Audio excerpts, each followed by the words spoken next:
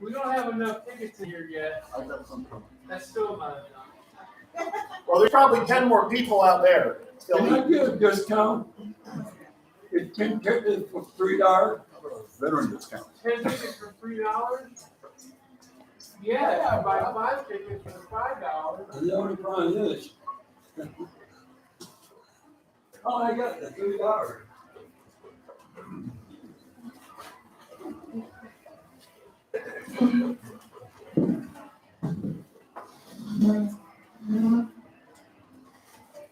Went to my son's house before coming here. Drop stuff off. About half an hour. The guy had a big discharge hose. He was out in the rain, took him up into his bus. My cell phone was going off all night. I'm sitting there, it's right below me here. Shoot. Shoot.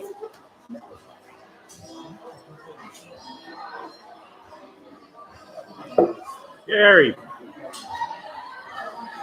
What's going on? Gary, those are $10 seats. I need to. And you get complimentary tickets. Yeah, you get complimentary tickets. Yeah. I'm going to sit back here next to you. Oh, right now. That's right. There we go.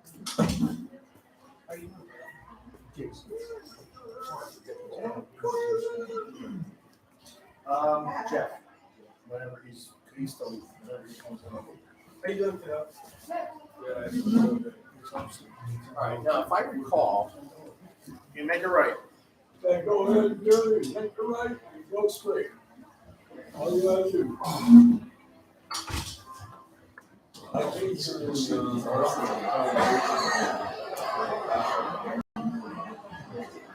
I lost David Squirtle.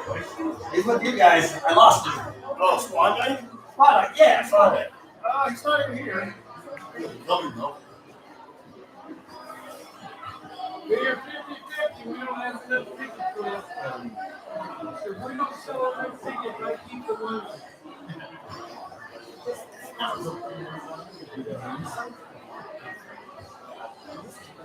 You're a funny man, you know that. I'm serious. You're a funny man, you know.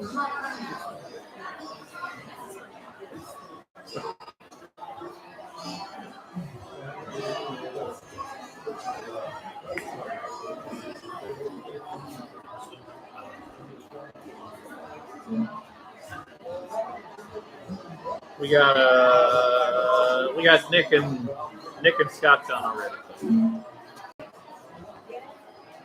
There's Mark. Oh, there's Nick.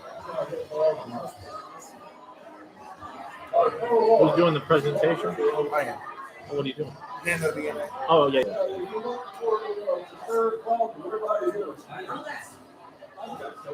Are you into the live streaming game here, Mark?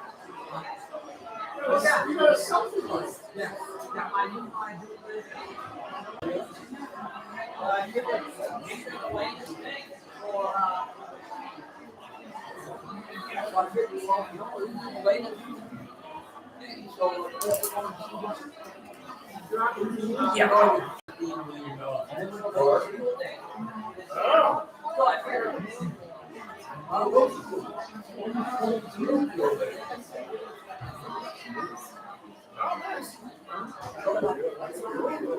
But no, I got to. What's with the selfie? Why do you have a selfie? Oh, okay. I thought maybe you had like an Instagram channel or something. What are you looking for? It's a fish dinner. You had a fish dinner. Just yell at this group. Someone will figure it out. Yeah. Well, there's an unexpected lady. This wasn't my what exactly this is. I don't know. I know. All field and then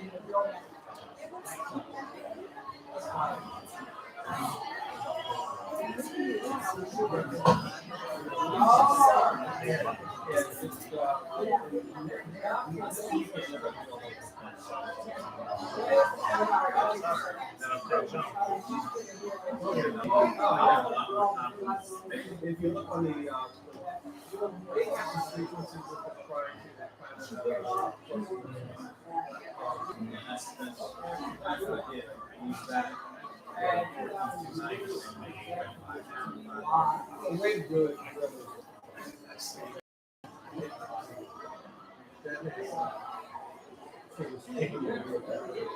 What are you doing, Mark? I heard the feedback you were causing in here. I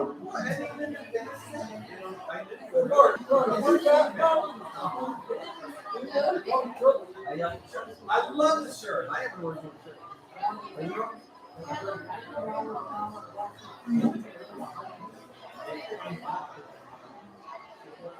Mark, don't start complaining. Don't start complaining, Mark.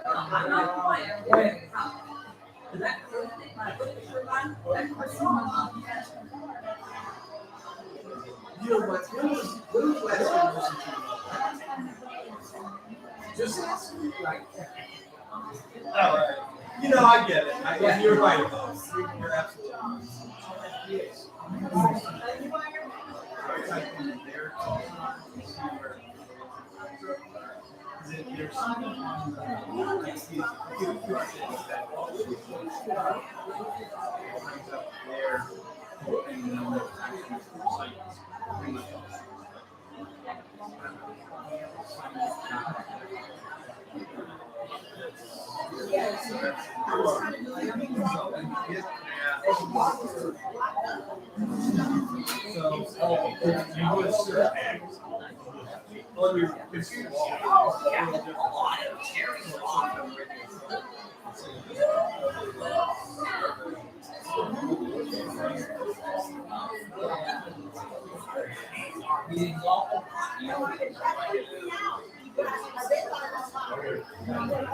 Hey, Phil.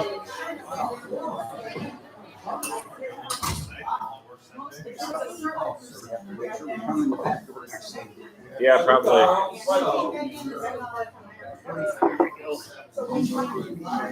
Good, you? Good. Good. How was your trip? How was your trip? Oh, excellent. Yeah, great time. I'm glad I went 2 days early because it was no fun. Yeah. So by the time we started back to bed, the roads were really good to drive. So Cool. it's the perfect way to do it. Yeah. We're getting ready to tomorrow. We're heading out to Man's Truck in Somerset. There's an officer's Christian fellowship. Nice. There are some years. And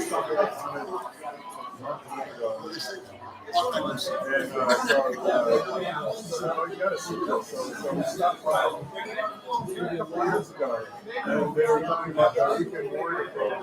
They come in, couples, whatever, and they just get up and cook and clean up the rooms when everyone's gone. So it's a nice ministry. So. That's great, man. That's really cool. That's our plan. That's cool. That's cool. That's cool.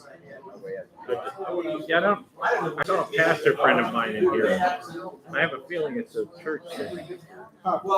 But I think it might be, well, it's probably not for Grace, but he used to preach at the Grace Church. Not this one, but the mine, which is the same body down in 18.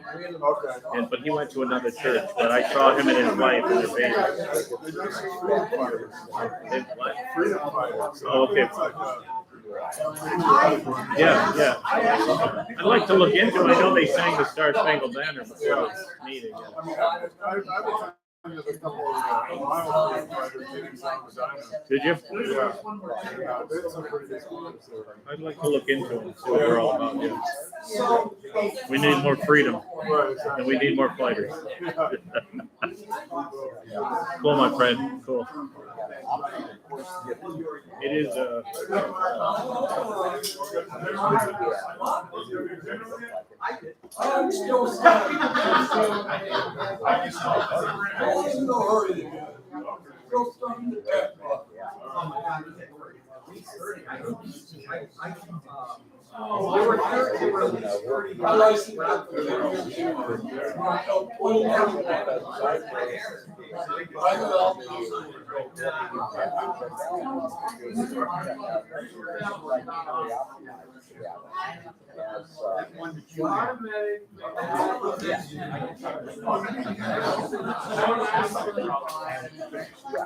Well, yeah, It's 7, by the way.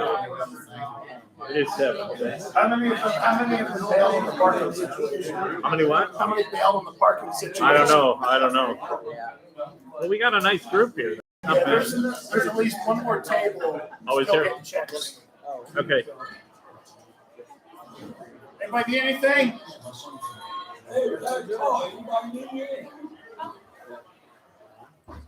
Anybody need 50-50? Everyone sign in? No, not yet. Over here too. We need sign-ins over Bring it here. over, Gary. Yeah.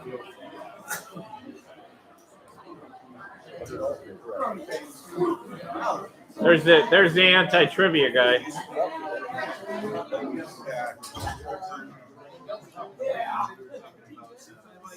What's up, Z? Somebody wanted to pay dues, but I don't remember who it was. Nice. Somebody, who wants to pay dues for that? I wish I knew. My situation will change because they took tomorrow off. So I'm just going to be sitting on my radio checking in. So you can just call me whenever. I'm not going to be Well, around. if you're on. Yeah, I'll be there. Hello. Hey, what's up? I'm the money taker.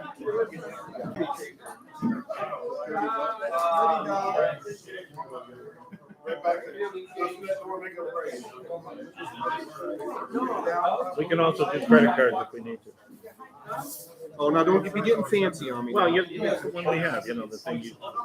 I keep it with me wherever I go.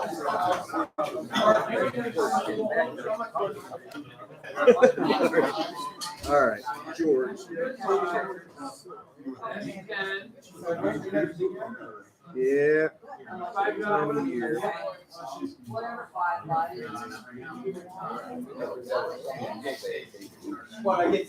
Yeah, some of those are go through.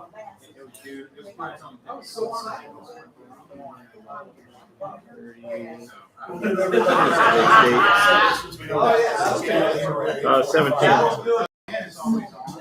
17. Huh? Hey, I gotta do the meeting and I'm the presenter tonight, so you're not gonna hear nothing.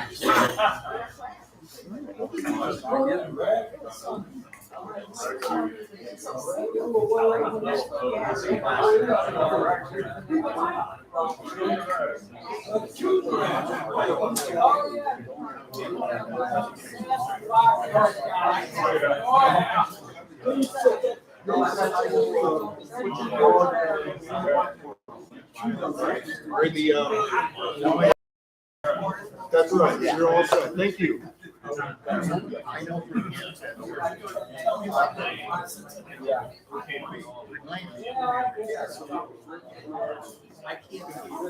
put it on my good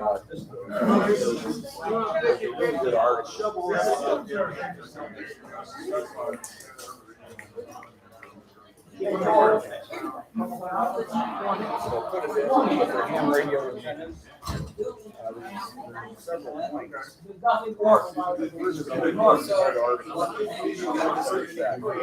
Anyone else need to sign in?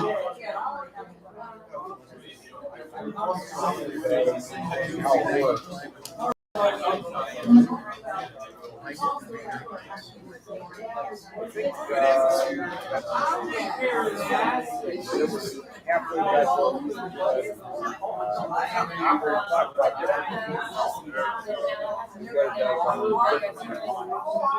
So if you work on alternating by going to like 80% or end up sacrificing There's a question for you by Chris Paulin. It's a trivia question. What We're up on. What station does not answer trivia questions? You gotta buy $10 off. There you go. There you go, Chris. Right there. There's the man himself. Take a seat. So I'm more about 2 years license. All right, we're getting started here. If anyone wants to migrate toward your seats. Oh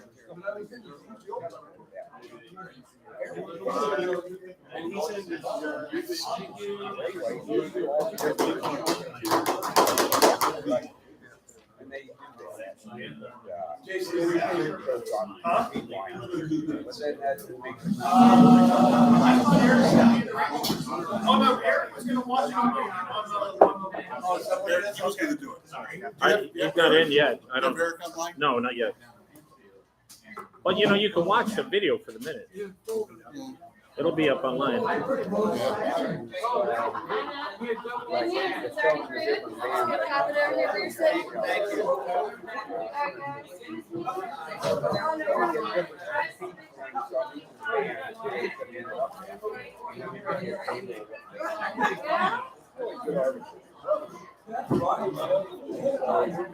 Thank you. All right, we're gonna go ahead and get started. If you have not signed in, we have a sheet courtesy of Ariel, because Eric, as our secretary, knew he was gonna be out of town, printed the sheets, and I promptly left them at home on my desk after promising him at least 2 times I would not forget them. So Eric, if you're watching Who needs this video, sign in? it's my fault. Over there. Phil needs it. All right. So, welcome to our first meeting here at Finney's. Little rough. Appreciate everybody bearing with us. There was actually that they accidentally double groups for tonight, which is why it's so busy. That in normal times we shouldn't have the parking and the crowd and all those kind of things. So. And then I'm going to talk to them. There was some discussion tonight about maybe being able to eat in here rather out there. I'm going to work out with some of the deals. But like I said, you know, it's going to take us a couple months to get a rhythm, but we'll get there. So appreciate everybody bearing with some of the chaos. All right. I had mailed out the minutes from, introductions. We should introduce ourselves. I forgot, and that's even on the agenda. What, Mark? Well, we haven't been together for a few, so I mean, that's okay. It's been 4 weeks. Been on and off. Yeah, only been on and off. All right. I'm Jason, NADI Club President. New member. Mark, KWD. Bill, NHWDK. No, I'm not a novice. Yeah. This guy. November Tango 8 Delta, Dave in Copley. Rick, NADNOQ, and Caroline. There you go. George. Fair enough. From, kind of, not now, like. George, November 1 Echo Zulu, Staff Township. Oh, Stefan, Vice President, November 8 Whiskey Bravo. WATV, Jeff, Treasurer. If you want to renew your dues, that's the man to see. Yep. ZKBA, Coventry Township. W8HFZ Tim from Uniontown.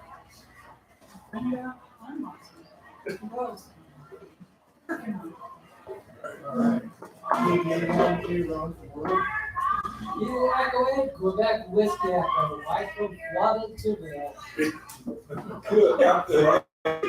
SARA, Ponto, SARA, Mark, and Wander.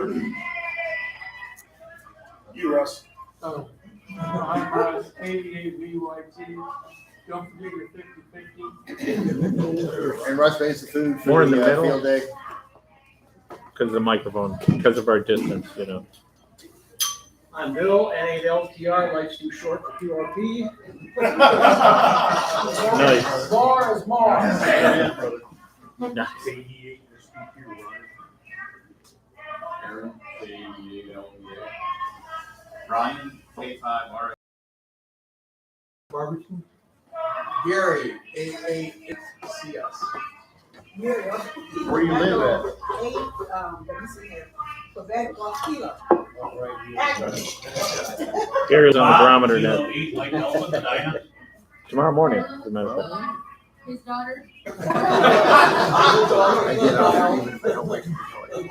Brenda, KCA-DEP from Doylestown. Benny, KC8DEO, Doylestown also. Vern, KD6, Is that Vern? Vern, All right, nice to meet you. from Ashland.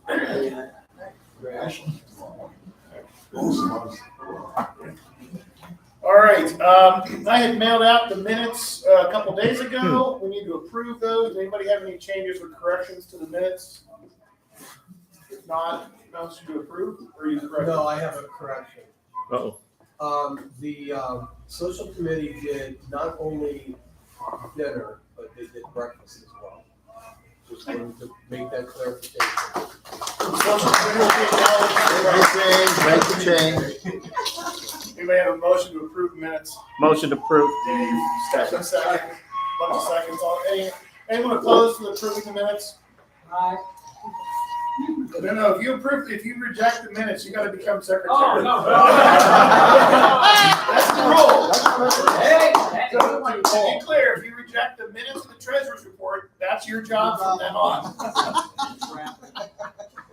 All right, announcements, there's a couple upcoming ham fests in the area. Moore's Winter Ham Fest is coming up on March 13th, 9 to 1, that's a Sunday. That's gonna be at the Lorain County Community College in Elyria. And then the CFARC group is back on their ham fest, so they'll have that Sunday, April 9th from 8 to 1 on a Saturday. And that's gonna be at Emilio's on Bath Road in Cuyahoga Falls. So, ham fests are back. Yeah. I will at this point turn it over to our treasurer. Right, you can see statement beginning balance 62, 68, 17. We did take in some money for the 50/50 raffle. We also had an expenditure for paying for the SARA apparel that we have. And we also have a payment that went out for our new SARA web hosting and domain name fees.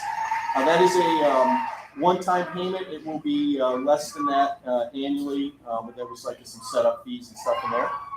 We also had a very generous donation to SARA from WV3K. And also we brought in some club dues, and that brings our ending balance to $51,67.42.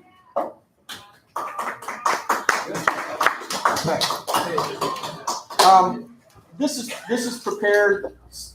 Actually, I have this on a second page so that we know kind of what the club expenses are. We try to project these out each year, and you can see the list there of kind of what our normal expenses are, which is about $2,000 a year worth of funding. So, for our operations and all the stuff that we do. Any questions on the treasurer's report? If not, is there a motion to approve the treasurer's report? Approval from Gary, second. Bill, all those in favor of the treasurer's report? Aye. Any opposed? Good job. Somebody really like it. All right, executive committee. We are having officer elections next month in March.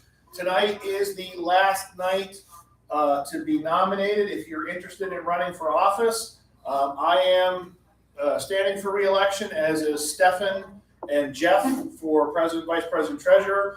Eric, WADLM, is not returning as secretary. Russ has been nominated for secretary. This is not a closed machine politics election. So if anyone is interested, this would be the time to nominate or or have someone throw out a nomination if anyone's interested. I don't know anybody who's interested, but if you are, I would just encourage you to go ahead and volunteer for the position and go ahead and run against Russ. I don't think Russ would really mind necessarily. Presidency is always up for grabs. I got nominated and became president of the Cleveland Piano Technicians Guild because I missed a Zoom meeting. And I'm terming out this year, which just means they're going to make me vice president or something. So anyways, yeah, if secretary is the hardest job, I think, in any group. So I just want to encourage people to, if you want to step up into the group and do something really meaningful, that's a real good one. I would think the treasurer would be the hardest job. That's pretty easy. Anyways, if anyone want to be president, just put that out there. If anybody wants to be secretary, I'll nominate you. I can't do it yet. It sounds like Dave doesn't want me to be secretary. No, I do want you because I'm just telling everybody how important a job that really is. That's really in the guild where I'm working. That's the hardest one to try to fill because you got to take meeting notes, you got to prepare the minutes, you got to have all that stuff done, and that's actually doing some work every month. Where the treasurer just like, oh, here's how much money we spent. Go to the bank account, you write it up, and that's one of the easier ones. Vice president, I think, is the easiest because all you have to do is like be there in case the president's not there, and the president just tells everybody they're doing a good job. So secretary's got the hardest job. Sweet. I'm just saying that. I've been doing way too much. Yes, you have, apparently. You're doing all this stuff besides presidency. That's all. No, yeah. So that is the hardest job, I think. If Russ becomes secretary, I wish you all the best. And if I don't, I won't cry. And if you don't, he's not going to cry because it is the hardest job. But I just want to encourage people to do that because it is a meaningful job for the group. Russ, does that mean that they gave someone with the tickets in once you become secretary? Okay, if you become secretary, I'll sell the tickets. We'll see. All right. In all seriousness, is there anyone else who's interested in running for office this term? I will say that I know I'm not sure I will run next year, just with different stuff going on, and it is good to have new people cycling through leadership. So if you're not interested this year, really seriously consider it for next year. So you have to get the approval of the club. I have to get the approval of the club. All right. With that, then I will declare nominations closed. Next month, we will vote on myself for president, Stefan for vice president, Jeff for treasurer, and Russ for secretary. Are there any other opposing? There's no other nominations, right? Can we make a go-ahead movement today to create a slate of nominees? We have to vote. We have the Constitution. Oh, okay. Yeah. Something like that. Yeah. You have to follow the Constitution. All right. Just want to double check. We technically don't have a nominating committee, so at the 11th hour, someone could show up and say, "I want to be president." So, all right. Well, you're really pushing that presidency. I didn't say I was expecting that, but I said it could happen. Yeah. Biden might be available. I'm just saying. All right, we're not going there. I know we're not. All right, dues are due. Our club operates on the fiscal year of April 1st through March 31st. So we are collecting your dues now. We would like to get pretty much everybody in by April 1st. That way we know kind of what we're looking at for the year fiscally. As a reminder, the vast majority of the club's funding comes from dues. We don't do a ham fest. We don't do events. We do dues, and we make a small amount of money from the apparel sales. So you can pay Jeff in cash, check. We do take credit cards. You can also pay online. If you go to www.ky.org/renew, you can pay directly online with a credit card or PayPal. We make it very convenient for you to give us your money. So, but all the money, like Jeff, on that other slide had. We do have now with the club. We have 145 members right now. If you've been around a long time, we had 5 years ago we had maybe 70. And 5 years before that, we had 10, 12, right? We definitely, thanks to a lot of hard work from many people in the club, we are growing, and growing, of course, brings cost. Obviously, we spent a lot of time on repeater maintenance. We've put a lot of money in the last couple of years into operating events, notably all the equipment and the food that we've been doing for field day. We do at least the picnic and Christmas dinner every year. So, good time, but this is your exhortation to renew your dues so we can keep doing what we've been doing. Any questions on the executive committee report? Hearing none, there is no report from the technical committee this month. Operating committee, I didn't see. Quick thing on the technical committee. Thank you to John and HCD and all those. I saw the flurry of emails when I was met with the repeater went down, and before I knew it, it was back up and running, and they had the Borealis net going when I got home, and I got to check into the Borealis net. Yeah, I was dropping my daughter Good job, off. guys. I was going to drop my daughter off at a party. I'm like, oh, well, I'll run up there. And my car just needs a power cycle. Well, I wasn't thinking about the fact that that's up a hill in the woods. So the snow hadn't blown away. So there was still 14 inches of snow on the ground. I got about 50 yards up the hill. And I'm like, I don't think I'm going to make it. And I don't want to get stuck. So I backed out and I was going to walk up. And the snow was like up to my calf. I'm wearing tennis shoes. So. And I'm like, well, in the morning, I'll strap on the boots and go up and get it ready. Well, then John said, oh, I'll run out. Thanks to the technical folks. You guys do a great job for the club. So.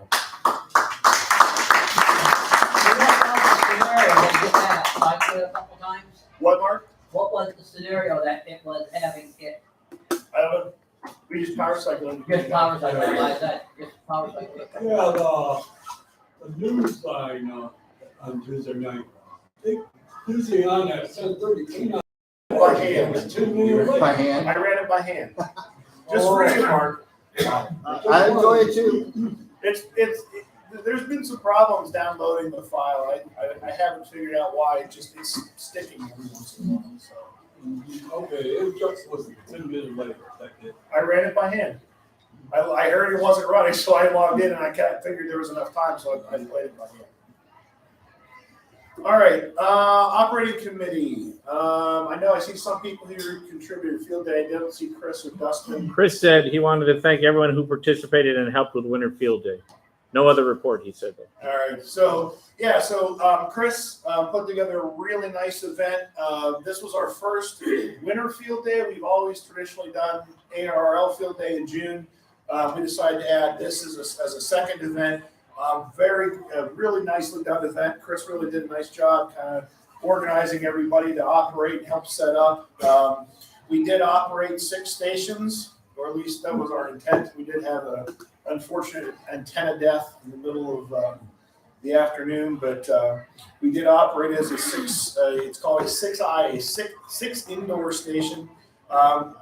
I know we had more than 45 people who filtered in and out. 45 is kind of the who signed the sheet plus some guesses. But I personally, I do want to thank the operating committee. They did a great job. This was their first big event since we established that committee, and that went really well. The social committee, as Gary noted, did do both dinner and breakfast, which was much appreciated by everybody. Chris had the technical committee in here, but really, I just stood around and pointed. That was where I actually did, in that case, get to point at people and pointed at things and did stuff. We had a good event. That was a good time. Here you go, man. I want to just add, I do want to thank Russ, Katie and BYT for just a fabulous job of constructing the Magna Gaseous chili. Magna Gaseous. It truly was. No, I mean, it was really good chili. Russ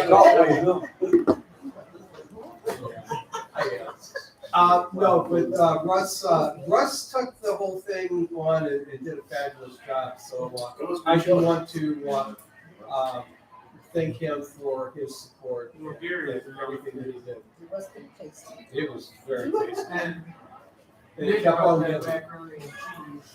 Oh, yeah. Yeah. Jason, I don't know. Oh my gosh. Missing a couple of the heavy steaks. Yes, I have them. Okay. I meant to bring those tonight, completely forgot. I have them in a box in my garage. Like ribeye? Yeah, if they were ribeye, I already cooked them and they already done.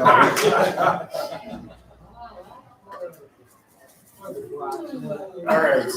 Yeah, that's Heavy what it steaks are probably quarter. Yeah, probably. Education committee, we are still looking for a chair for the education committee. I'm gonna start begging people at some point, so, this is not a position that needs deep technical knowledge. We're looking for someone to coordinate, help, set up presentations, help plan and organize, build projects, things like that. You do not have to do all the work. You don't even have to do most of the work. There'll be a good committee of people that help, but we really, really need somebody to fulfill that coordination role.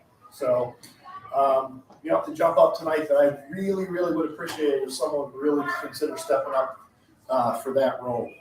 We do have presentations. George, are you still going to do yours in March? March. Okay. So George is going to be next month on. You're doing that ground. Chameleon and downloading. Yeah. All the different ways you can use it. Yeah. So George is going to do one on the chameleon balun next month. Gary's going to do May. So we will need a presentation for April. So also that's a chance if you've been working on something interesting. Doesn't have to be long. Doesn't have to be professional. But just share it with the group. Social Activities Committee. I was going to mention Russ again. I even have a picture of Russ to celebrate his contribution. What a great looking T-shirt. To the committee. Nice contrast between his beard and. And I'm going to turn this over to Gary. This is the latest thing that we were thinking about. Jim, WB8 BMW, his daughter makes these things, and this is something that she does. She's got a web presence that she deals with. And this is I forgot to bring the actual sample with me today. George distracted me. But it really is a very, very nice wooden piece, high gloss, finish, and you can get your call sign, the SARA logo, one of the four microphone key antenna or the ham radio desk setup. That is on the plaque as well. So we're considering, I really and truly would like to get the take on the club if you are interested in something like this. This is the, I call it the shack plaque. It's really a nice thing. George, you saw it. I took a picture with my phone of this thing and then texted it to myself and then grabbed it off my text. And so the bottom line was, it's not the best picture. I really wish I had the sample to show you. But the cost, Jim's daughter makes these things for this size item. She normally charges $20. However, for us, in terms of doing a fundraiser for the club, we're going to charge $15. The club gets a portion, she gets a portion, and it's really a nice addendum to if you need some wallpaper or just a different look. So my question to the group tonight is this something that you would be interested in doing? If it's not, then I get it, and we'll move on to the next thing. But if you think this is something that you would like, and that you would be willing to spend $15 on a very, very nice wooden plaque, I think it's priced right, and we can make a couple dollars on it. At $15, we can still make money? $15 and everybody can still make money. So the bottom line That was sounds like good. It Jim, looks nice and it it's helps very the nice. club. Jim Jim actually was volunteering his daughter to just make them. No. And I said, this is her business, so we're not gonna do that. So we worked out an arrangement, and I think it's quite fair, and we certainly get a break. It's certainly a nice piece, and if you think we like it, we'll put it up on the website, and we can order, like we do the apparel, we can order it through the website. Your size of it, yeah. Dimensions? No, it's about,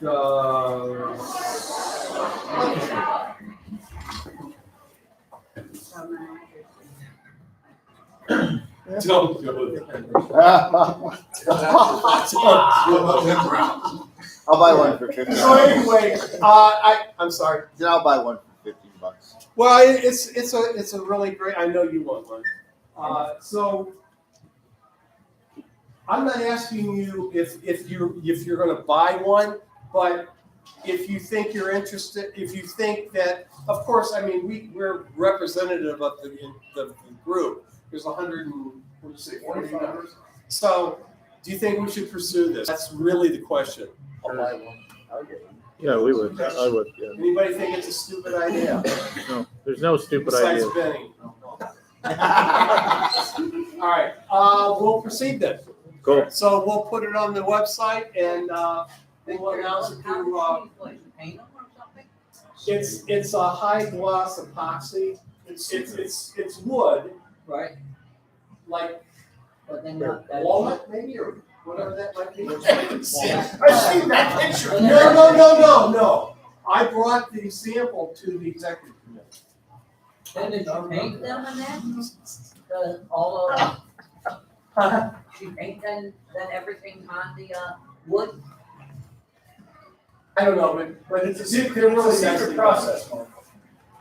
It's like the 7 herbs and spices. Mark, I'd love to tell you, but if I did, I'd have to go.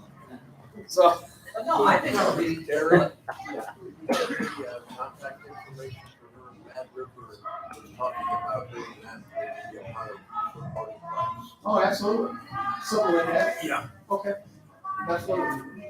What's Jim? Jim Cummings. So he's on the roster. We can just email him, give him a call. Cool.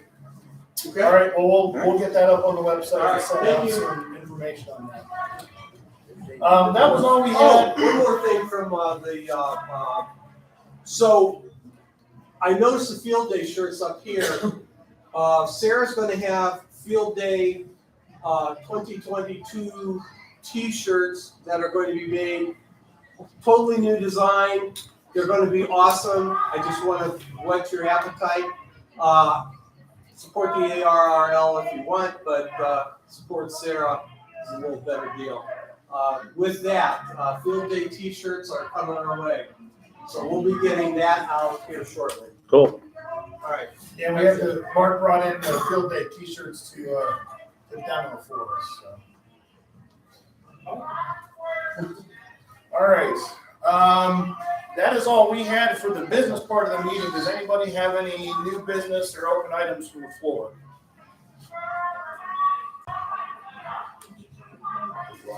There's a lot of them.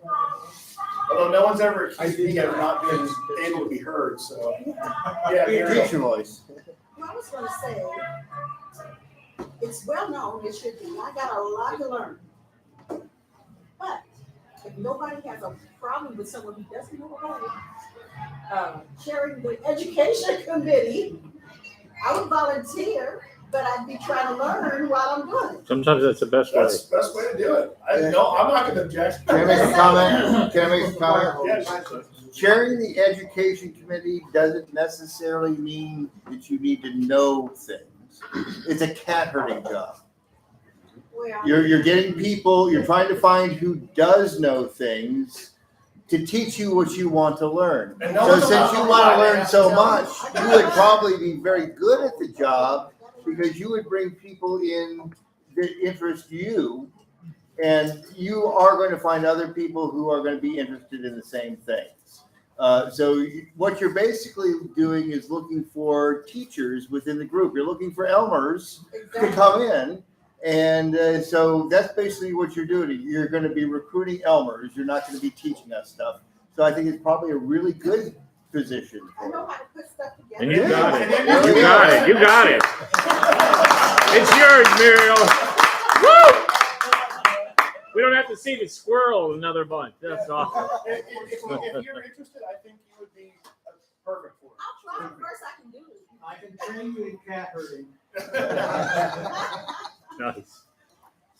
All right, yeah, Russ. Chickens. Mary forgot to talk to you about. Yeah, you did. What happened? Yeah, I did. I forgot. Sorry. There's already dissension.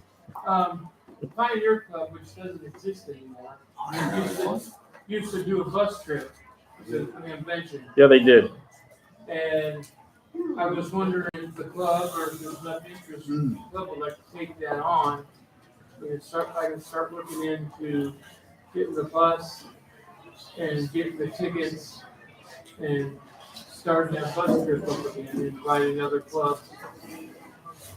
I don't think as a club I'd have a problem with us sponsoring the trip. The only question I would have would be on how many tickets do we have to sell at what cost to make the bus. Well, that's what you'd have to do. That's what I have to find out, but I'm not gonna do it for all this work if nobody is interested.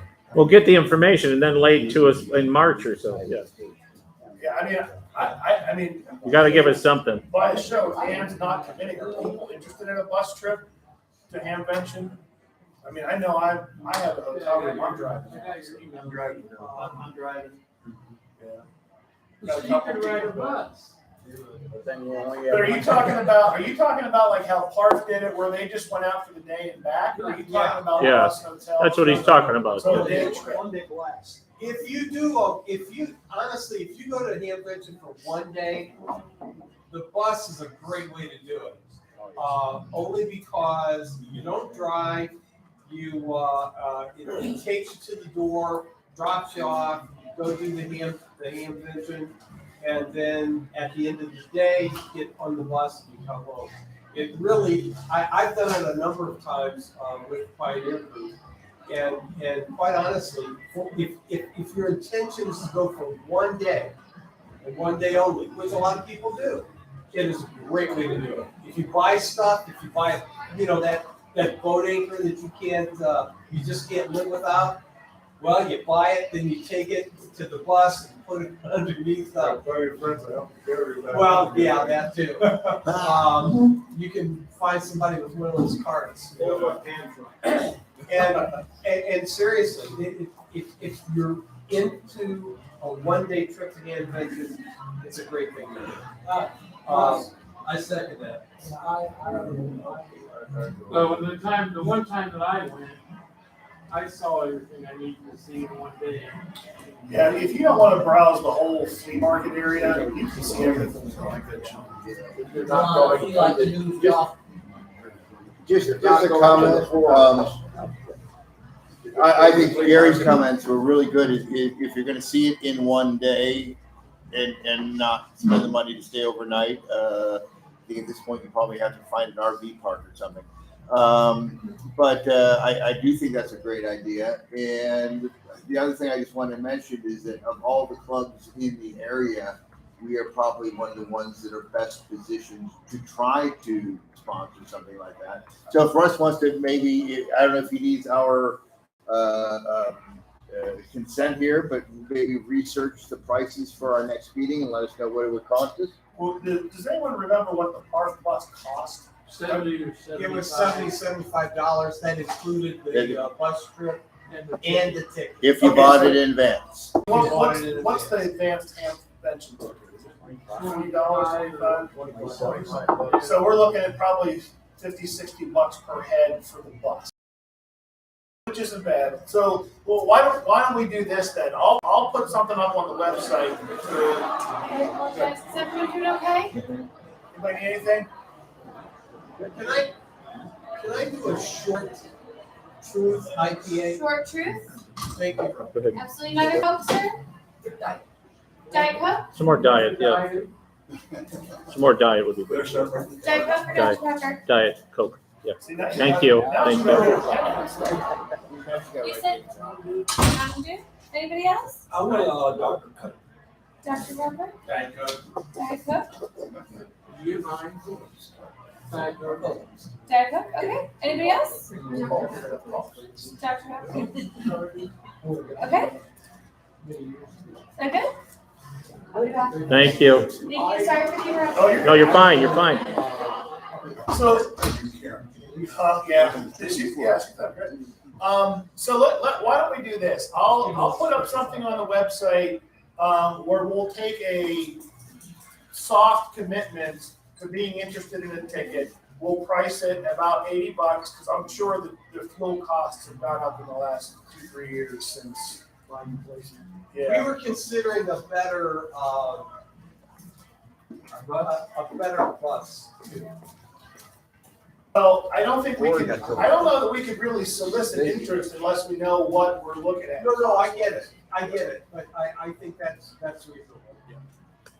It would certainly be under $100. Required to break even. Saturday. Fill the bus, it's revenue. Yeah, it's Monday, Saturday. Well, there's stuff on Fridays, but, there's seminars and Zeke isn't the, Contest University on Contest- Thursday. that's Thursday, and what's Friday? Friday is the regular They have the forums. convention. Yeah, they have the forums on Friday and Saturday. When I took the Pioneer bus, the last time it ran, I picked it up in Brunswick and it was on a Saturday, so it was the Saturday Yeah, day. it would be, Yeah, Yeah. it's Saturday. Yeah. It's definitely Saturday. Yeah. All right, well, let's do this. I'll put up something on the website with a soft commitment. We'll say it's gonna be with Hamvention ticket. We'll say it's gonna be somewhere between $80 and $100. Looking for a soft commitment to see if we have enough interest in making it. We'll get it advertised to some of the other local clubs. Are you thinking it would leave from Wadsworth or? It makes stops along the way. That's how they did it before. We It don't made have, us, but we don't have to do that. Pioneer did not do It depends if we have to spend money on that or not. Pioneer left from the Baptist Temple. okay, Period. Cool. okay.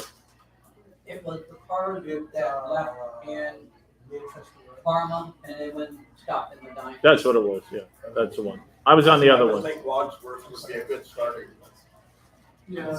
It doesn't matter to me where they start. I know it's Yeah. Walmart or Miller's parking lot, something where you have a bunch of space, no one taking care of the parking. Pioneers, Well, yeah, well, they retired, a couple that did it, that does different different out. Yeah, we can go for, All right, so we'll look into it and we'll get back to you and we'll see. yeah, I'll put the soft, I'll get something up, we'll do a soft commitment. In the meantime, let's figure out what the cost is and then talk about it in the executive committee before the March meeting. Perfect. When's the deadline for the? What, Benny? What the date is? It's 20, what is it? Bus reservation. Yeah. Yeah, the 20, yeah, it's the 20th to the 22nd, or 21st, something like that, yeah. Yeah, I haven't done anything until I found out that we were. All right, any other open floor business, any new business from the floor? We No. found our education committee chair and we're gonna get Yay! So. All right, Russ, you want to, draw a number? Well, we should pay out the 50. Yeah, we should, Russ.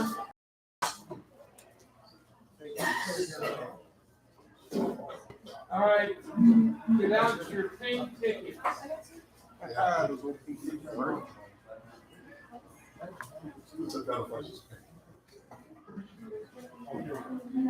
a number in my hand. Orange is the new pink.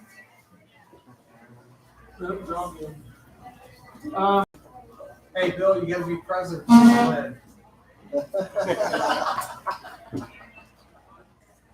7803.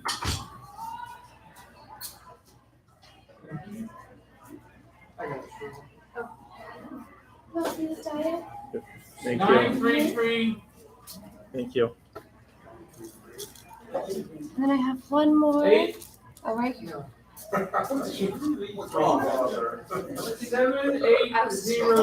7803933. I just said, I think I should win this.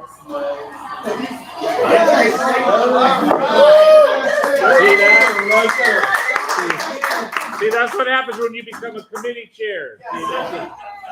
Everyone sign up. We collected $35, and your half is 17. 238. Your half is 200. $90. You get 45. Oh, I'll take that, thank you much. Hang on to your tickets for the draw a couple more things. Okay. What are we drawing, Russ? I wish I knew. A DX Engineering It's catalog? got catalog. Free catalog. You're giving that away? Seriously? You're not giving that away. So wait, Russ, what else are you giving away back there? This box. I'll take it. No, you have to win it. So anyway, he's doing the Nano VNA presentation tonight, and I went to Harbor Freight looking for a case for mine. It's a little large, but it's better than the box that was here. And they were cheap, so I bought two, and I'm gonna give one away today. Just for appreciating it. Make sure you give away the empty one. Yeah. I will. I'll take the one from DNA. Yeah. 7804206. Bill's got it. There you go. Bingo. You can also put the small LDG tuner in it and put it by your antenna because it's waterproof. You know, it's got the foam in it and everything. How much were those, Russ?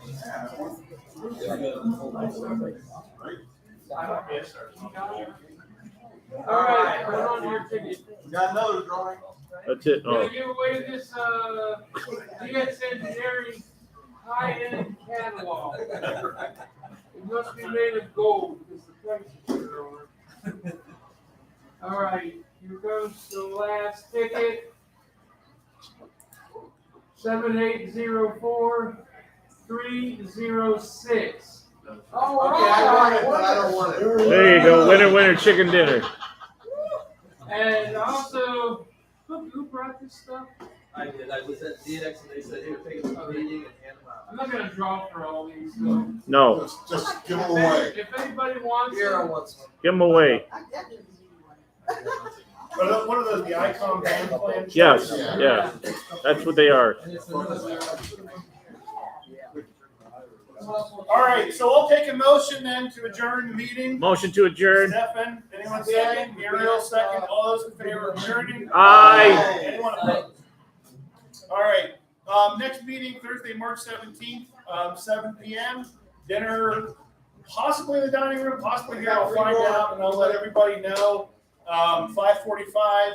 Tom, I had told her it's going to be George and one EZZ talking about the Last one. talking about the chameleon ballad, which does some interesting wire type antennas. So that should be good. So don't miss that. All right. 5-minute break. What? You doing any break? No, Or? we'll just keep going. Okay. If you need to use the bathroom, it's right There's there. one right here. Yeah. What? Nice picture. I didn't take it. I wasn't there. All right, so we're going to the nano DNA. I'm going to sit down and watch this here. Why is it a nano? What? Why is it nano? Because it's bigger than a pico. Yeah. Oh. Smaller than a million. You got to know the nomenclature, Gary. Sorry. All right. So before we can talk about a nano VNA, we should talk about what a VNA itself is, right? So a VNA stands for Vector Network Analyzer. And this is a measurement instrument that you use to measure essentially the response of a network of electronics for in the most generic term. Either through its reflection measurements, which is like an SWR, Smith chart plot, those kind of things, or pass-through measurements, such as detected power, those kind of things. A VNA is particularly valuable because it plots the information against two axes. For example, if you're doing an SWR speaking with an antenna, you're going to have one axis, which is the frequency range across which you're measuring, and then the other axis is going to be the SWR at each point along that axis. It's a really nice way to look at things. If you've seen, for example, an antenna analyzer is basically a specialized type of a VNA. A general purpose VNA does lots of things. An antenna analyzer does one particular function that you would find with a VNA. If you go look at professional VNAs, they are about $10,000.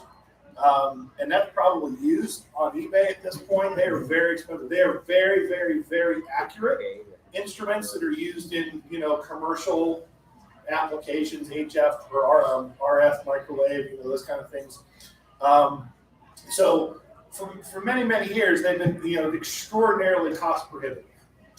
But with many things, a lot of people are looking at platforms where you don't quite need the commercial, to the 80th decimal point of accurate measurements. Ham radio in a lot of cases, for example, you just don't need that level of precision, right? And of course, now with the abundance of very cheap microcontrollers and the resistive and the capacitive touchscreens that cost very little, there's a lot of people out there who are building lots of neat gadgets. So in 2017, a Japanese ham, and I could not find who the guy actually was. All he have references only ever say EDY555, and that he was a Japanese ham.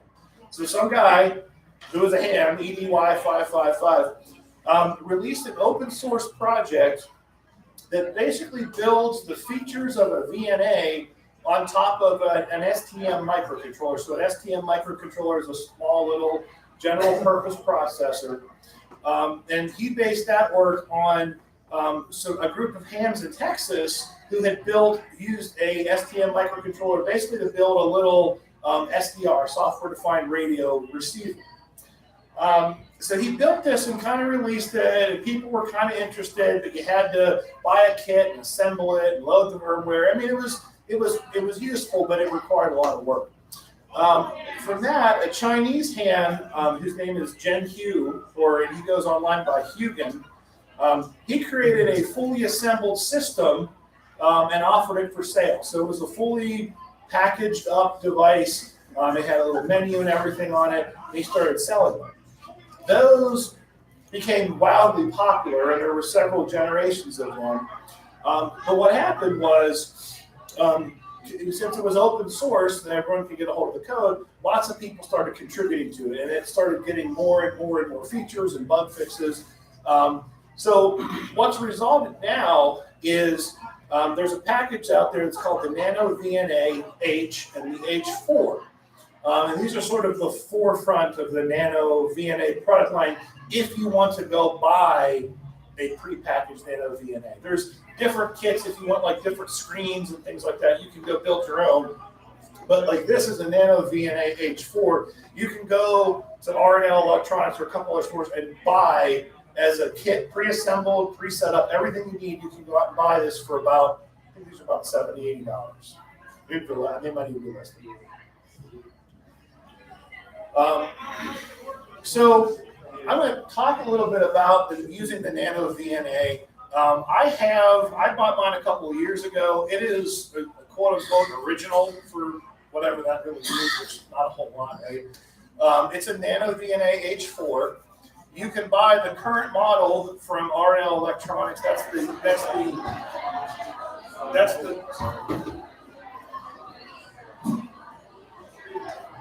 not AliExpress, Alibaba purchase place in the United States. And that's sort of the original device that was that all-in-one package. The Nano VNA project also lists another one from Amazon. It's called the Hour Sync version. And they're very clear on the website that there's 2 assembled units that the project considers high quality units. It's the H4 and this Hour Sync version. There are others. If you just go online to eBay or AliExpress or any of those places and just type in Nano VNA, there's hundreds of choices. But from what people will say, at least on the forum, I've not personally used them. They are of lower quality components, or they're not a complete kit, or you have to do some assembly you weren't expecting. So these are the 2 that are you can go out, buy this, and it's useful, and it's a good quality kit. So these devices do have firmware, right? So the firmware is the software that runs on the chips to use these. If you buy a Nano VNA stock from the store, it'll have firmware on it, and you can use it as it is, right? But there has been, as I mentioned, there's been a lot of interest in sort of the radio programming hobby to improve on the software. So there's a couple different what are called branches or forks of the software. If you have an original Nano VNA or you built one from a kit, it's going to come with what's called the original firmware. Right? And these are the terms that it'll use if you look into these. It'll say it's the EDY 555 firmware. That's the original software. It only works on the little, if you have one of the little ones.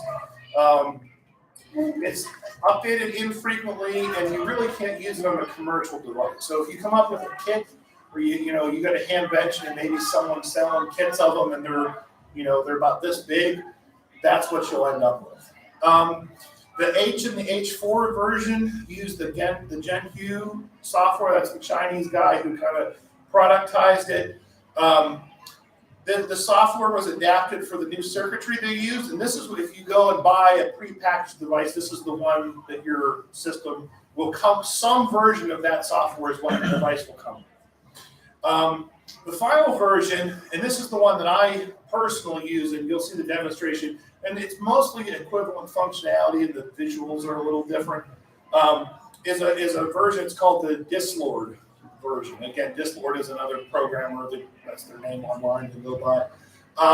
This is the fastest changing version of the software. So they add new features, they make UI changes, they fix bugs, they fix it faster, but you also have to be careful. They may introduce a bug, you have to update it.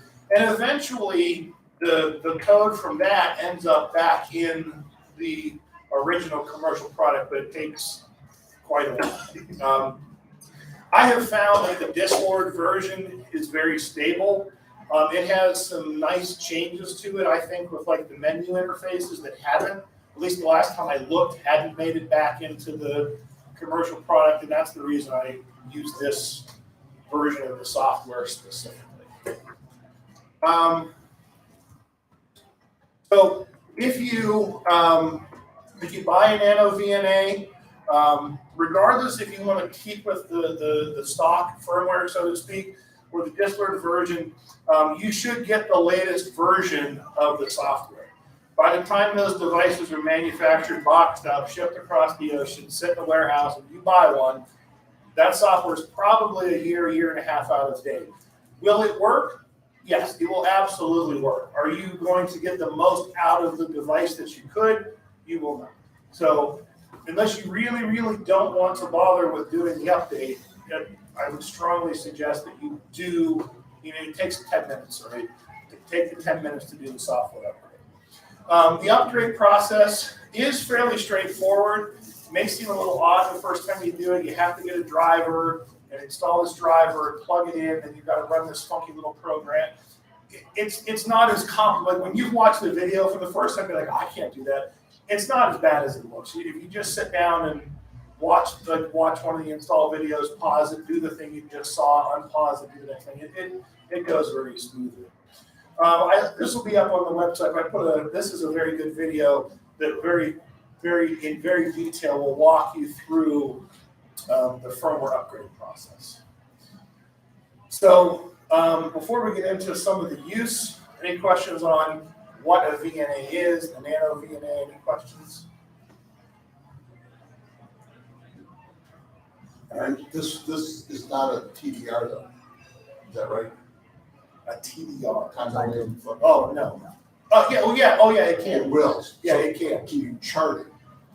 You know, print it out, so you know how many feet and stuff like that, or There is software available that runs on a PC that will connect to it and will extend the capabilities of it and allow you to plot data, save it. I don't know that it'll plot the TDR. It'll tell you the TDR. It'll tell you how long the length is or how long to break. I said they will give you a graphic image. It's got some quirks on it. At least the old version I'm running has some quirks. For the distance? For the distance. It'll give you a plot. You can see you've got a lump here and you've got something like I had a coax line that was chewed. I can see where all the chew marks that were. Okay, the software I have doesn't do that. It just will tell you how long the thing is. So there might be another to the end. Or where it's broken and can't, Like I've got an antenna switch outside, so it will show me here I'm going out to the antenna switch. You'll get a lump in the line, then it goes on down. I said when the line is bad, chewed, you can see because it had a umpteen feet of the ripple on the DVR plot. Right. I don't know. The software I used, that might be a special piece of software. I'll have to look. It was the original version of the software I got mine. The PCs, the Nano VNA Saber had it? Yeah. There's a lot of stuff in there. Yeah, maybe I just never came across that particular. Yeah, it's got you click on a box on it and it'll do it. It'll give you the length. Right, that's what I was screen. I have a demo of that. There's another box. You click on that and that will allow you to have a TDR plot. Okay. All right. Okay. Oh, one other point. We asked why it was called nano. There's a mini VNA that's been on the amateur market for quite a few years. I have one of those. So then this one is smaller, so it's the nano. Oh, I never heard of the mini. It's a little blue box. Bill wants the mega VNA. Well, that was the Hewlett Packard. Yeah. You look at the current VNAs, look like the mini VNA inside. Actually, they're a small box. All right, so it's absolutely essential that you calibrate your Nano VNA and store the calibration, and then you'll recall it. I'll show you how to do that before you do any measurements. If you don't do that, your measurements will be wrong, and you may be sad depending on what you were relying on those measurements to do. So the H4 kit that you can buy from R&L Electronics and other places comes with everything you need to calibrate the unit. It will come with 3 little caps that are little SMA kind of nuts with something built into the end of them, and then 2 about 6-inch SMA to SMA jumper pieces, and then the barrel connector. What you have to do to calibrate these things is the calibration. Good. That's pretty good. Yep. Thank you. But you need something here? Okay. As I said before, this is plotting, a value against a frequency for the most part, right? So you have to calibrate for each frequency that you want to measure. And with that is the discussion of how detailed that you want to measure the frequency range at. Like there's a little button that you kind of move, and how big the frequency span is, it only samples so many hundreds of hertz for each one. So if you have a big frequency range, it'll calibrate, but you won't get that resolution of the frequency if you do a small one. If you're just going to use one of these to map like SWR for antenna, that's what I use mine mostly for. I have a frequency, a calibration that's 1 through 30 megahertz, and then 50 to 55, and then 140 to 150, and then 440 to 450. But if you're trying to do some very detailed measurements, maybe with like a preamp, or you want to measure a filter, you want to make a calibration that's very narrow to the frequency range that you're interested in, because you'll get more samples within that frequency range. Does that make sense? To calibrate for the frequency range, the first thing you have to do is actually set the frequency. So on the nano VNA, the frequency that you want to measure is actually called the stimulus. So that's the frequency range in which the nano VNA will essentially create stimulation to measure what you're trying to measure. So you basically click on menu stimulus start, menu stimulus stop. Basically, that's going to be start is going to be what the value at the left is. Stop is going to be the value at the right, and you get everything in between. If you're going to do multiple calibrations at one time, calibrate it, save it, and then actually do a reset, and then run the next calibration. If you don't reset it, you're going to be basing your calibration on a calibration. You just don't want to do that again. Depending on what you're trying to measure and how far you're off, you might be very sad. So then, after you've set your stimulus range, you go into the menu, and when I say go into the menu, you just kind of, you want to use, I don't know if I just don't have the right kind of finger. Mine comes with like a little guitar pick shaped thing that you tap on the screen. Yeah, Russ has got one. I would highly recommend using that. If you stick it, you hit it with your finger, you either get it or go away. It just doesn't work. So it's not an iPhone quality. Touch the screen with your finger. Use the little pick and tap it. When I say click on the menu, if you just kind of click in the top right where it says open, it doesn't say open, like it'll just be a blank screen. You just tap it, and the menu will pop out, and then you can click through. The manual has a chart of all of the menu options of what you have to tap to get to each one, which is pretty well done. So you go into the calibrate menu and hit calibrate. So what will happen is then it'll prompt you, it'll step you through a calibration process. And what the calibration process is, you basically connect different pieces of the caps to the different ports, and what it's doing is it's measuring what your baseline is.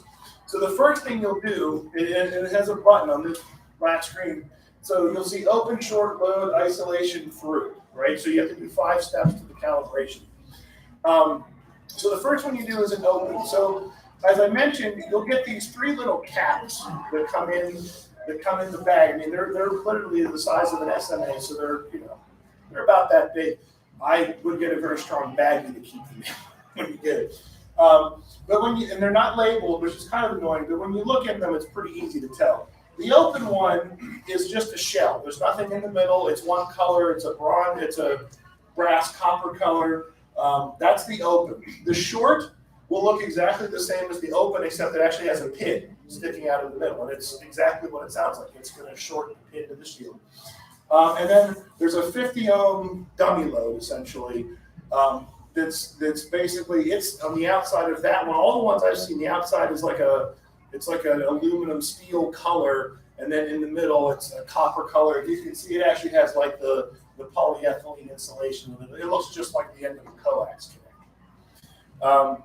So for each step, what you do is you connect the cap to the CH0 port, tap open it, and wait. You'll see it sweep across, and then it'll move down.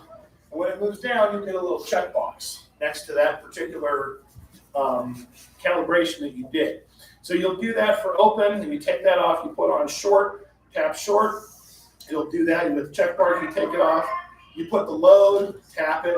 Essentially, you keep going down. And then the last one you do is for the isolation one, you leave channel 0 empty, and you put your load on channel 1. You do isolation, so that calibrates the throughput. And then you do through, which actually is jumpering the 2 posts together to say, well, if there's no load in the middle, what's this path look like? And really what you're doing with all of these is setting the electronics to the quirks of whatever environment you have, you know, the quality of the oscillator inside of the chip, like whatever it is, right? That's what the calibration is to make sure that you're measuring the thing you want to measure, not the thing you want to measure plus all of the quirks of your hardware. So after you click done, a menu will appear. It has Real quick, the through calibrate, I've read from a couple of different places where people say you don't necessarily have to do that one. What can you tell us about the through calibrate? as long as you're never going to try to measure something in channel 1, like a power loss or a power gain or a log mag value, that is true. I would not, I mean, it takes 10 seconds. I would do the through calibration just so you have it. You don't forget that you all of a sudden want to do something that you're going to do a throughput. You don't say, oh, I never did the calibration. I've seen that advice. I think it's bad advice personally. That's what I wanted to ask. It's not like you're saving an hour by not, you know, you're not doing the calibration. You're saving 10 seconds that it takes to screw it on and hit the button. So. Anyway, this is an example of where it's very firmware dependent. So the firmware I run has 6 save slots. Some of the others only have 4. That's usually plenty for just about everything you're going to commonly do. But you want to pick a save slot, and when you save it in there, it will actually store all of the calibration values that you just tested, so that when you go to measure something, you can just go into the recall menu, tap on that, and it'll pull the state of the VNA back just as you wanted it to be. On the right-hand side, when you look at the screen, there's a bunch of letters there. I don't even remember what they all mean. They mean something, but it's generally not important. But it basically, if you have all those letters, it's basically showing you that your calibrations are properly applied to a screen. Like I said, they have a meaning. I don't know what they are. I've never needed to figure out what they mean. I just know that if they don't show up there, then you're probably not going to get a good measure. The very top one does show you which slot you recalled the memory from. Some of the software will let you name the slot. Some of them won't. The earlier versions, you couldn't. The latest version I have from the Discord, you can actually name what the slot's called. But before that, I just kept a sticky note in the box and just said 1 was this, 2 was this, 3 was that. And then you can look at it and recall it and know which one you're looking at. Depending on the piece of software, the version of software you have, the Discord version I have does this. It will save everything about the screen layout that you set up prior to the calibration. So if you want to make a calibration point that also is ready to sweep SWR, you can set the frequency range, turn on and off the trace, which we'll talk about in a minute, pick the value you want to map, do the stimulus, save the value, run through the calibration, and save the save points. And then when you recall that memory slot, it'll pull the nano VNA right up to the state that you want it to be to operate with. Any questions on calibrating? No, there's a lot of talk in the chat though. They're all saying that they love them. Chris said he has the R-Sync one, and he has 4 2 meter, was it 2 meter, 440, 6 meter, and 10 through 167. Yeah, worth every penny. They all said. Yeah. It's not expensive, and it's like I said, for amateur level measuring, it works really well. Is that there, 60 bucks? Amazon's the one one of the ones you have to be careful about, though. You don't get one of the. One for 16, Okay. All right. So as I mentioned before, a VNA is a measurement of a thing against another thing, right?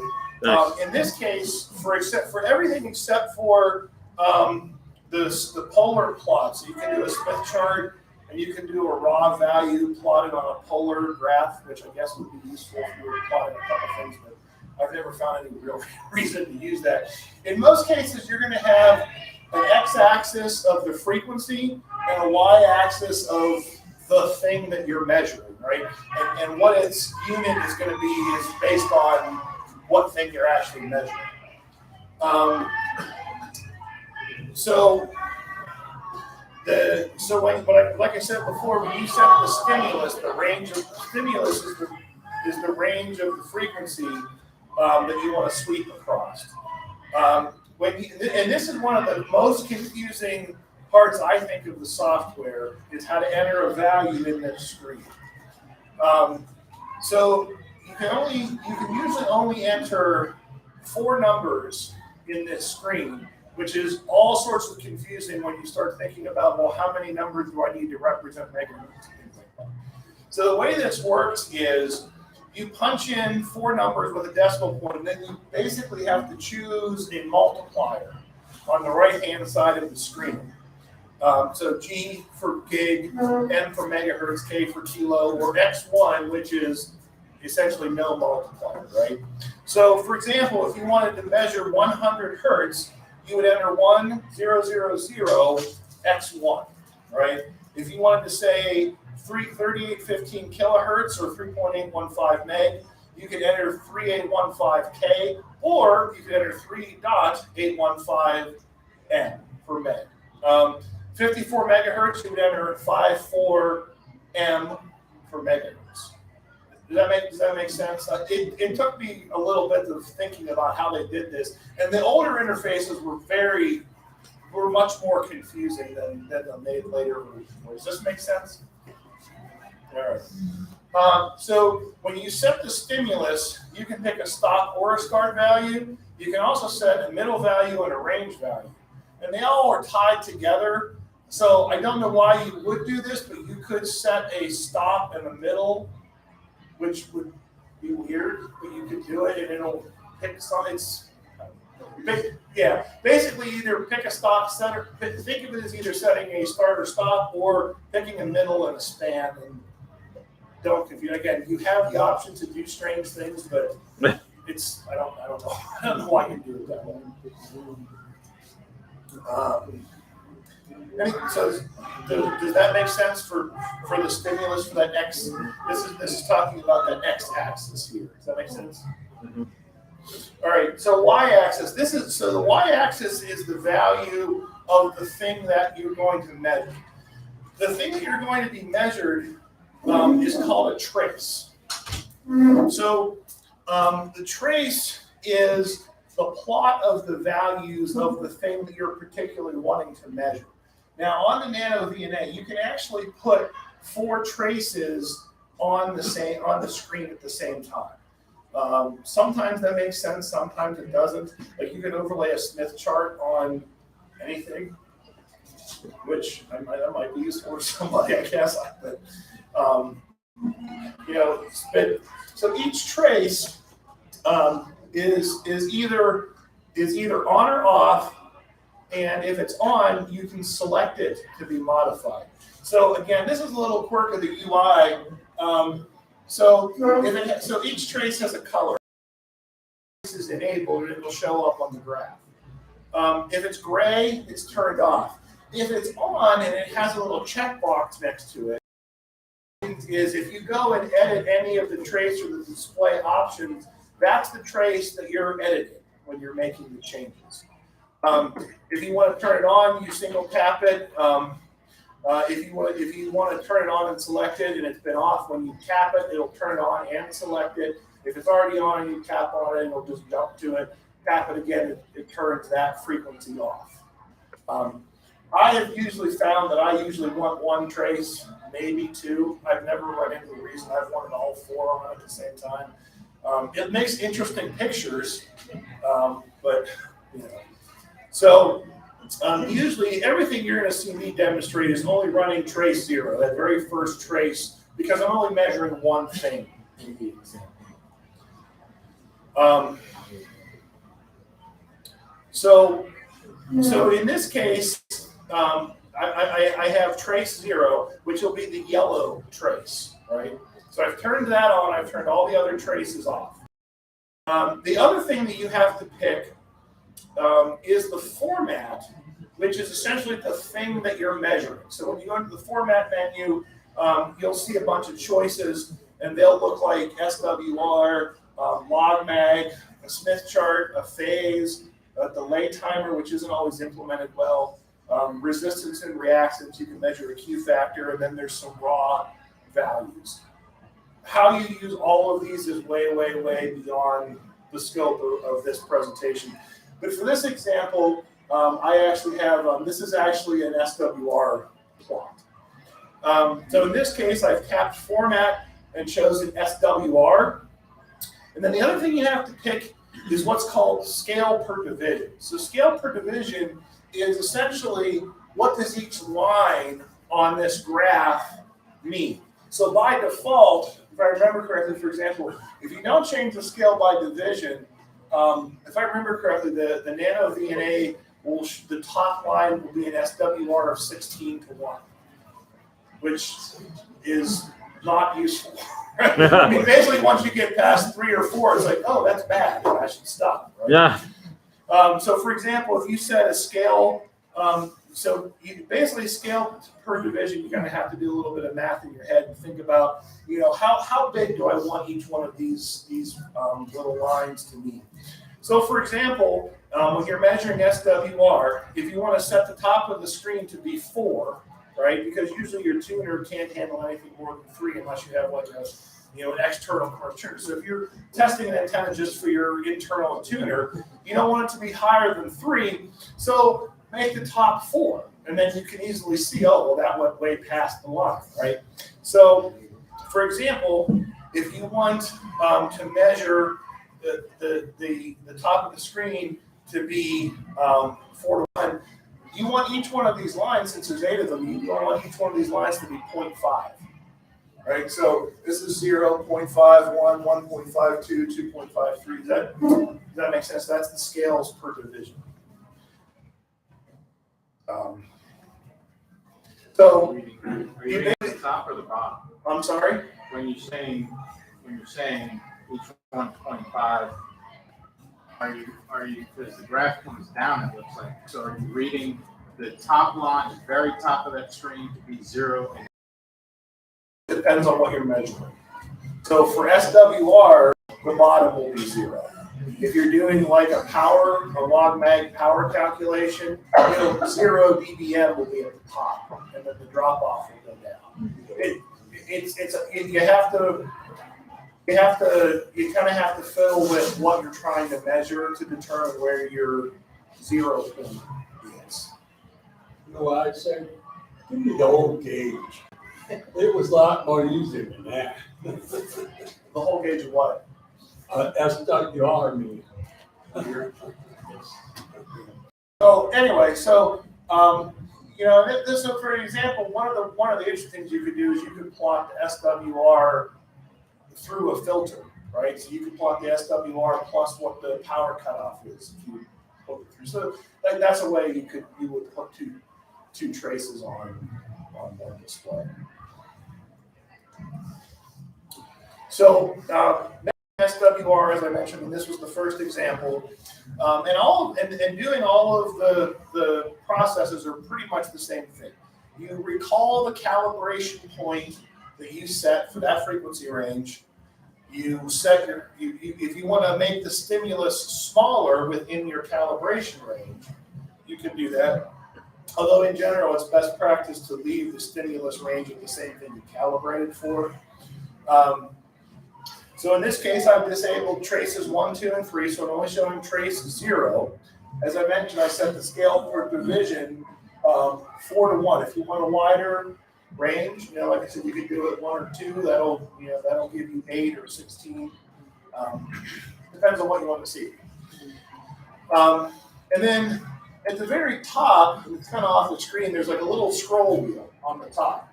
And if you move the scroll wheel back and forth, it'll move this marker. So each trace has a marker on it, and as you roll that switch back and forth, it'll move that marker up and down. And then when you see up here where it says M1, that's the marker for trace 1. And it'll tell you that I have marker 1 at 25.360 megahertz, and its SWR at that point is 1.584.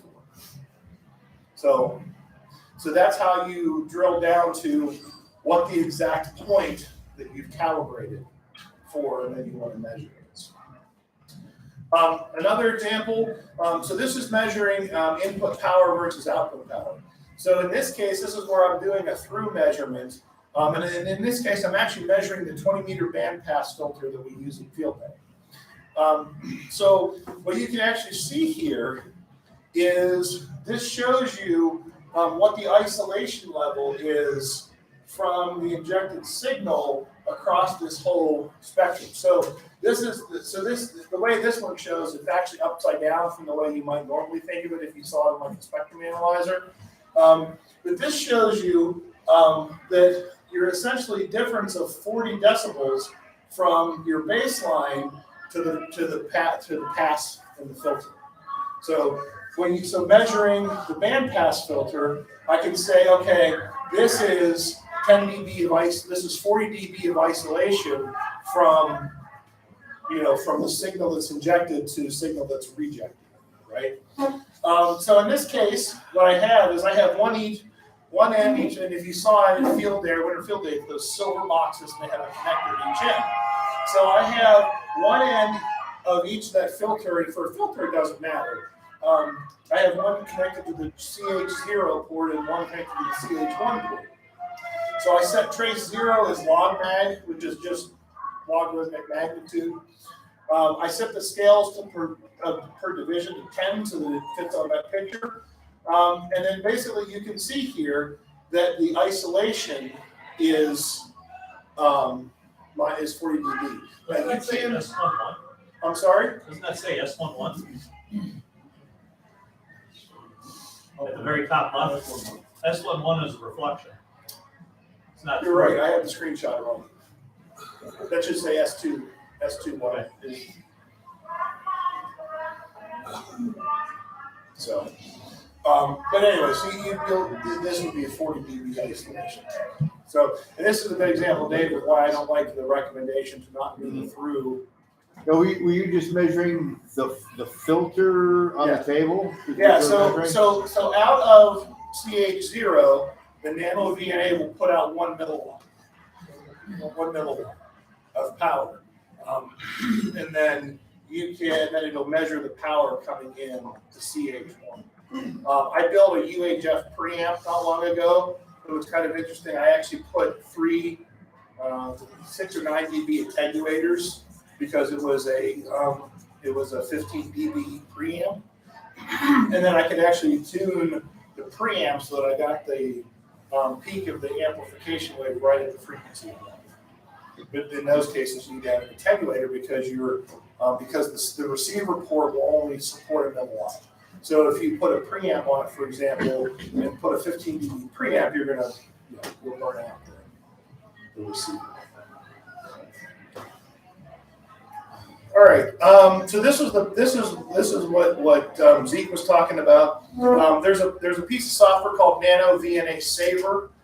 So this is what you can do with your Nano VNAs. You can use the screens as we just talked about, or you can connect your Nano VNA with a USB cable to your computer, and you can use this software. Now, there's two things to keep in mind about using this software. One is you can't do both at the same time. If you plug the USB cable into your computer and connect it, the screen will clear, right? The screen on the Nano. The screen on the Nano itself clears, so you didn't break it. It's just saying I'm busy being used by the computer. The other thing you have to keep in mind is you cannot recall your saved calibrations into the computer program because that's part of the program on the Nano VNA. So if you hook it up to your computer, you're essentially using the hardware of the VNA without using the interface software and the save ports. So if you're going to use Nano VNA Saver, you have to redo your calibrations in the Nano VNA Saver, and then you can save those. You have to save those calibrations and recall them separately. But using Nano VNA Saver gives you a lot of features. You can copy different graphs of things off. You can do much more detailed plots of things. You can put markers at different places on your graph. It gives you a lot more features for visualizing the data that you're looking at. As I mentioned before, you have to do calibration. And you have to play with this, but you can click calibration and then there's a calibration assistant, or here's where you can save a bunch of calibrations. The calibration is exactly the same as if you're doing it on the device itself. You just have to redo it in the software. Once you have it saved, you can click load calibration. Since it's a file on a computer, you can have a million calibrations. Like on my Nano VNA on the built-in firmware, I only keep 4. I have 1 calibration for each ham band with a much denser sample on the Nano VNA Saver, because if I'm really wanting to measure something in my shack, I got my computer right there and I'm going to connect it to that. The sweep is what the user interface calls stimulus. The sweep, again, is just the range of the frequencies. You have a start, stop, center, span. You can do some more interesting things with like segments, how many segments you want to measure. And that's really about the resolution of what you're trying to measure, how detailed and granular you're trying to get. You can set up a one-time sweep, an auto sweep, or a one-time sweep, a continuous sweep, and there's a third one. I'm forgetting what the other one is. So, CW? What? CW? No, but how many times it'll sample across the. Yeah, you can do a continuous. What continuous wait? One frequency. Is that what the third one is? That's one of them. Okay. So when you do that, so for example, if you want to do a continuous because you're trying to tune something, right? You can run a continuous sweep and then turn the knob or the pot or whatever you're trying to adjust, and you can see that move. Or if you want to take like a really detailed plot of something, you probably want to take just one sweep of a very detailed plot, because if you really crank the samples up, you know, a very detailed plot can take a couple of minutes, depending on what you're trying to do. So here's an example. This is, I actually measured my, I think this is my gap type. I can't remember which one of these I measured. I think that's the gap. Oh, well, yeah, actually, it might be the dipole. I don't remember what I swept down. But anyway, so in this example, you can see, for example, here, I set a marker at 7.2 megahertz. And then this is all the information that it'll give you. So at 7.2 megahertz, it reads the impedance of the line. It gives you your series LNC. It shows you your SWR, return loss, quality factor, all kind of interesting pieces of information. This is an example of your time domain. You can do, like for example, where you might have a cable break or something bent in your cable. In this case, I measured this one. I know is my gap, or no, this one's the dipole because it's 162 feet to the feed line, because this snakes around my house and then goes up into a tree. The bottom line is meters, the distance. Yeah. The one thing though is you do have to set the cable type correctly for the velocity factor in the diode. You'll get wildly different answers if you don't set that correctly.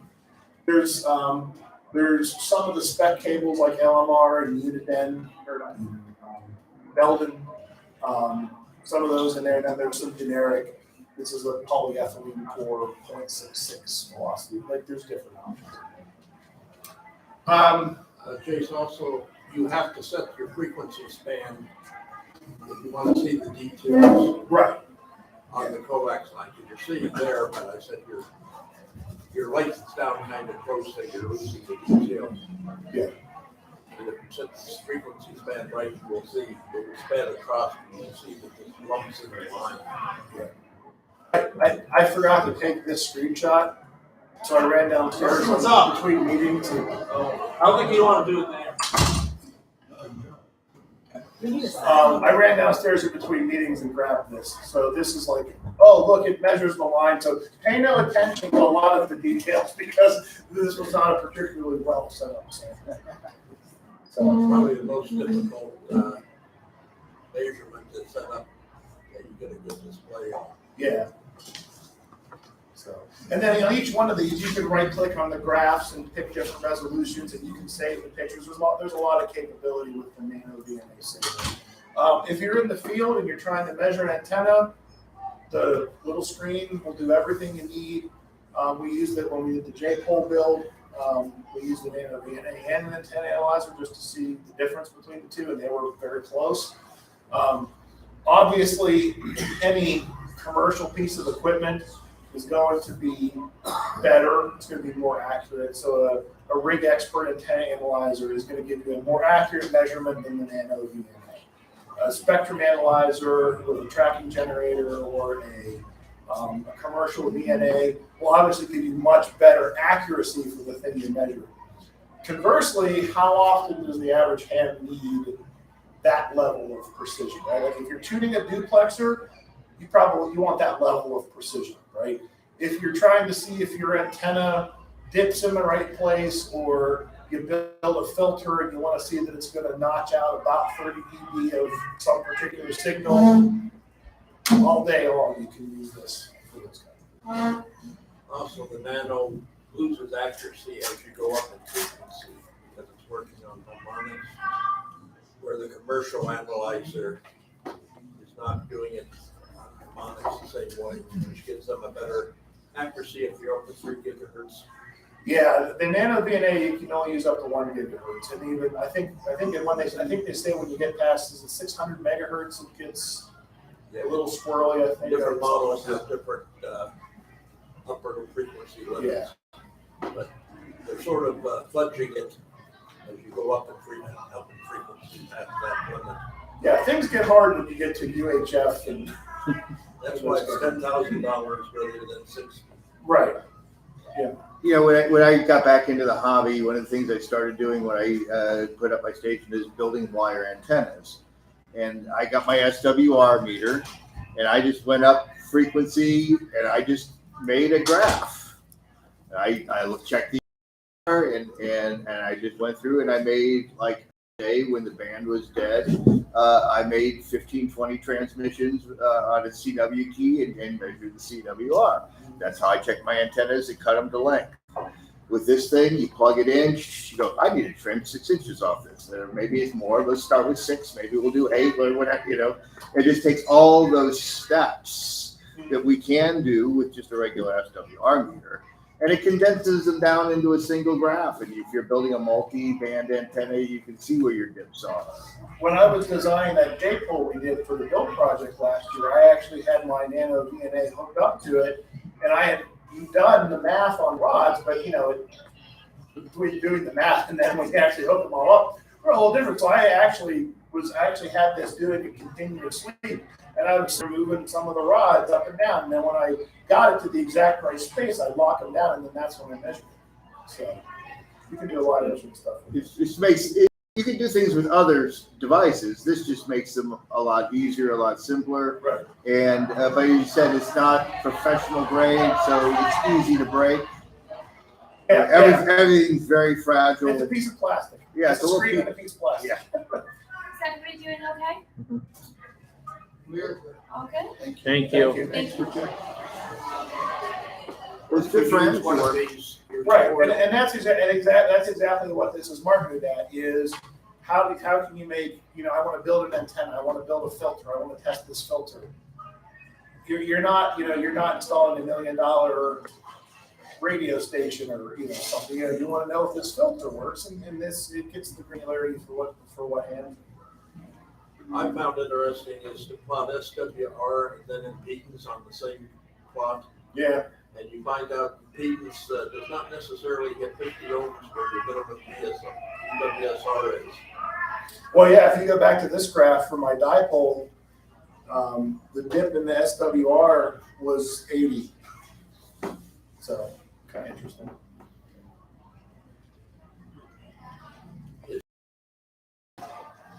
You don't want to do antenna work without one. With what? Without one. Yeah. Jason, we have to be out of here in 5 minutes. Oh, I'm sorry. It's not the library. Nice, nice, Gary. You delivered that well. Nice, I was Gary. like, wait a minute, what? That was a straight delivery. Yeah. Nice job. This was the last It's all slide. about the beer. Yeah. This is the last slide I have. Anybody have any questions on it? Question? Yeah, Bob? I was just gonna say, one thing you said about the Smith chart, where the Smith chart could be really useful, is if you're trying to tune something to 50 ohms, and as you're tuning it, it collapses. You just watch, because the trace will be a circle, and you can just watch that trace collapse down to nothing when you're right on 50 ohms. If that's what you're trying, that's where it could be really useful. Can you repeat all that? You can rewatch it on YouTube. You can watch it on Watch it on YouTube. YouTube. Start at the beginning and don't leave anything. But, and the one thing that's really nice about this is a high level overview. If you go on YouTube, there are tons of really in-depth videos on how to do a particular thing with nano VNA. When I was working on those UHF preamps I mentioned, I didn't bookmark it and I wish I had. There was a really good video of this guy. I think he was Russian. Who had a nano VNA and went through like in painstaking detail exactly how he for the measuring a pre, including like how many attenuators he put on it and what sweeps and like there's a ton of information based on what you want to do out there. YouTube for this kind of thing is your friend. Basically anything you would want to do with this, there's probably 20 YouTube videos. 10 of them you shouldn't watch because as soon as you start, you'll know this person is crazy. But if you dig through a couple of them, You'll find good ones. I think from an amateur perspective, again, for me, the TDR would be important because of if I have a mission line, I can find out which one it is. right? Yeah, And that's the whole key. yeah. If you want It's a to, maintenance thing. yeah, if you think you mowed over your coax or When we do it on aircraft, where's the brake? Is it a bulkhead connector? Is it If you got cable squirrels, running? Mechanical cable running on the wire? Things of that nature. I got squirrels chewing through my cable all the time. you have the squirrel choice coax cable. Yeah. Preferred by 9 out of 10 squirrels. Yeah. Goodness. My 10-meter antenna, it kind of goes into a tree, and they use that as one of their freeways to the house. And they stop and eat along the way. Just need a big amp, that'll keep them off there. Oh, yeah.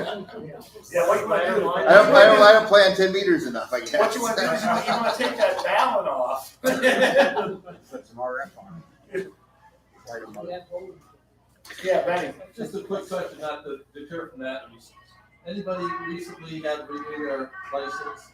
I have a gentleman here trying to renew his license, just looking for some guidance, being able to renew their PAM license. Well, FCC cores, or you can pay like W5FY to do it for like $10 or something. But you have to do it through cores. It's easy to do, so. Yeah. Yeah, just get an FRN number. Yeah. And it'll walk you right through. It takes like 10 minutes. Right. Well, you gotta have an FRN number, you can have a license. That's like one you put out. Well, here, well, afterward, I'll show you. I'll show you. You have an FRN. Is that it? Is that your talk? Yeah. we That's have to it. All right. All right.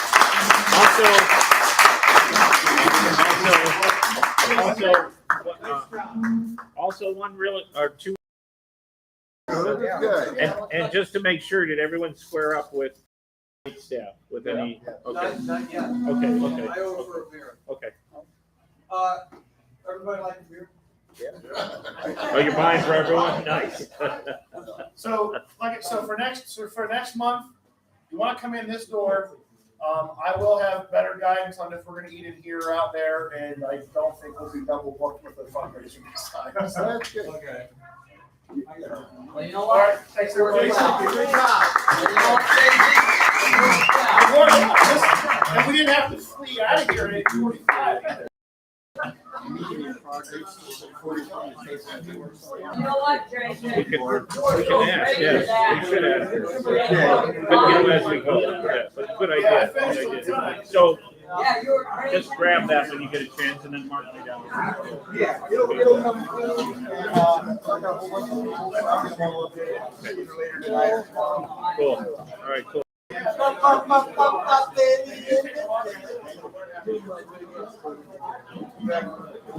We're all saying they love the bees. That's great.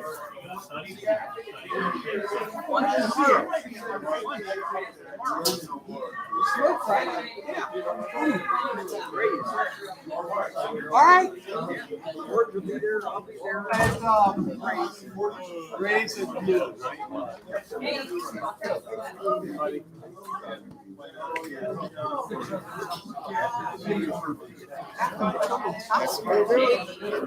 For what?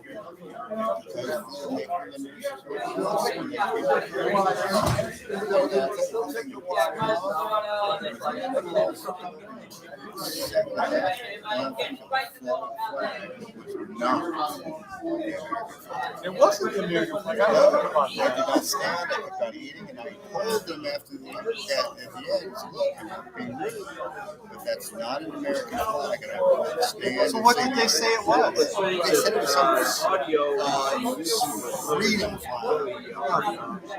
No, they said it wasn't American. Everyone else told me it was good. Check it on his end. Yeah. So anyways. Because even Chris said that he thought it wasn't first, but then it was first. I would check it out. It's saying it's hearing too much, local close up. Oh, that's because of that. Yeah, we can't. We have no way to cut that out. This is on YouTube, right? Yeah. Under what name? Silver Creek Amateur Radio Association. Silver Creek Amateur Radio Association. I was just putting SARA, it wasn't coming up. No, you got to put the whole name. Yes. Thank you. You're welcome. You're welcome.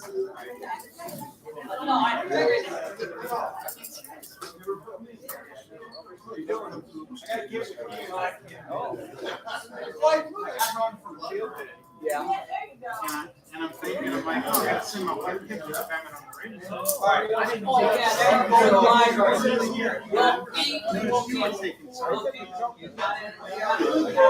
the library. We'll keep.